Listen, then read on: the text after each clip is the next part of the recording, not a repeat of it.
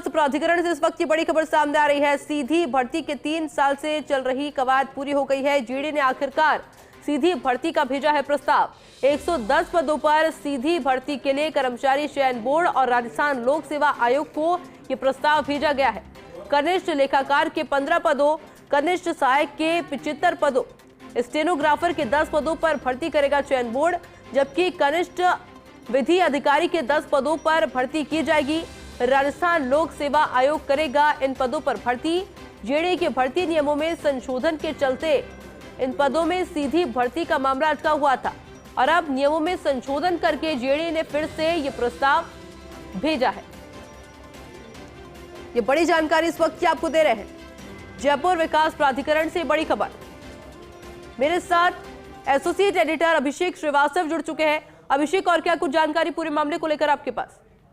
देखिए आयुषी, 23 अक्टूबर 2021 को जेडीए ने सबसे पहले कर्मचारी चयन बोर्ड को प्रस्ताव भेजा था।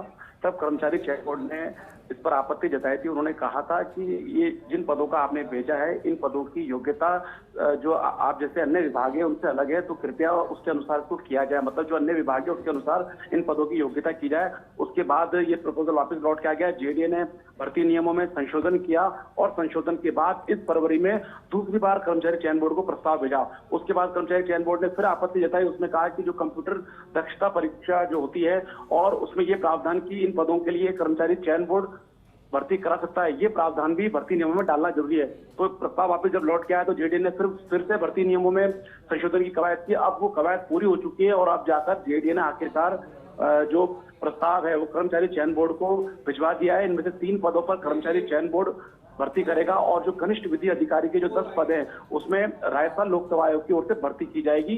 कुल मिलाकर 110 पद है जिन पर यह भर्ती की जाएगी। और पिछले 3 साल से जेडीए की कवायद चल रही थी प्रस्ताव भेजने की, वो आखिर पूरी हो चुकी है।